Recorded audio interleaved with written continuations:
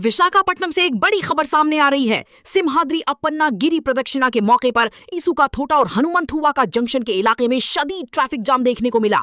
भक्तों की भारी तादाद के सबब गाड़ियों की आमदोरफ्त मुकम्मल तौर पर मुतासिर हो गई। मालूमात के मुताबिक कई मुसाफिर और गाड़ी चलाने वाले तकरीबन 5 घंटे से ज्यादा ट्रैफिक में फंसे रहे, जिसकी वजह से उन्हें सख्त परेशानी का सामना करना पड़ा। इस सूरत हाल के बाद ट्रैफिक मैनेजमेंट, एडवांस प्लानिंग और डाइवर्जन अरेंजमेंट्स पर सवालात उठ रहे हैं। वज़रा और सीनियर अफसरान के पहले से किए गए इंस्पेक्शंस के बावजूद ग्राउंड लेवल पर इंतजामात नाकाफी नजर आए। फिलहाल ट्रैफिक को बहाल करने की कोशिशें जारी हैं। मजीद अपडेट्स के लिए देखते रहिए, लाइक कीजिए, शेयर कीजिए और हमारी CTV न्यूज चैनल को सब्सक्राइब करना ना भूलें।